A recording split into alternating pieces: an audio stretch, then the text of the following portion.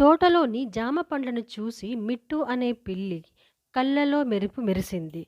ఒక్కటి దాచుకోవాలనే తపనతో రాయిని పట్టుకుంది. ఆతృతతో ఆ రాయిని విసిరింది. అది జామ పండుకి బదులుగా చెట్టెక్కుతున్న చిన్న కుందేలుపై బలంగా తాకింది. పాపం చిన్న కుందేలు పెద్ద అరుపుతో కింద పడిపోయింది. దాని నుదుటిన దగ్గర రక్తం కారడం స్టార్ట్ అయింది. ఆ దృశ్యం చూసిన మిట్టు గుండె వణికిపోయింది.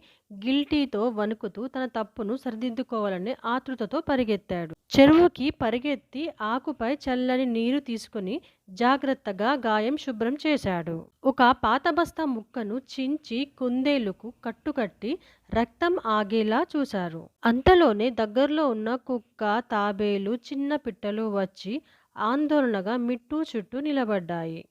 కుక్క వెంటనే గ్రామ వార్డు దగ్గర ఉన్న ఫోన్ వద్దకు పరిగెత్తి అంబులెన్స్కి కాల్ చేసింది. కొద్దిసేపటికి ఎర్రటి సైరన్ వెలుగుతో అంబులెన్సు దగ్గరకు చేరింది. వైద్యులు జాగ్రత్తగా కుందేలును ఎత్తుకున్నారు.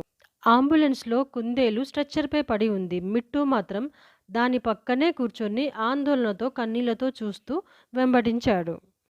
హాస్పిటల్లోకి తీసుకెళ్లిన వెంటనే వైద్యులు పరీక్ష చేశారు. పరిస్థితి చాలా విషమంగా ఉందని తేల్చారు. ఇంకాస్త రక్తం లేకపోతే బతకదు అని డాక్టర్ గంభీరంగా అన్నాడు. అప్పుడు మిట్టు ధైర్యంగా ముందుకొచ్చి నా రక్తం తీసుకోండి, దాన్ని కాపాడండి అని వేడుకున్నాడు. రక్తం ఇస్తూ మిట్టు బలహీనంగా మారుతున్న కుందేలును ప్రాణాలతో చూసే ఆశ అతని కళ్ళలో మెరిసింది. గంట తర్వాత చివరికి చిన్న కుందేలు కళ్ళు తెరిచి మెల్లిగా శ్వాస తీసుకుంది. బలహీనంగా ఉన్న అది ధన్యవాదాలు అని పలకడంతో అందరి కళ్ళల్లో ఆనందంగా కన్నీళ్లు వచ్చాయి. మిట్టు కన్నీరుతో చిరునవ్వుతో నిన్ను ఎప్పటికీ కాపాడతాను అని మాటిచ్చాడు. తాబేలు, కుక్క, పిట్టలు కలిసి గ్రామంలో ఉన్న నాణాలు తెచ్చి మందులు, పండ్లు కొని కుందేలుకు అందించాయి.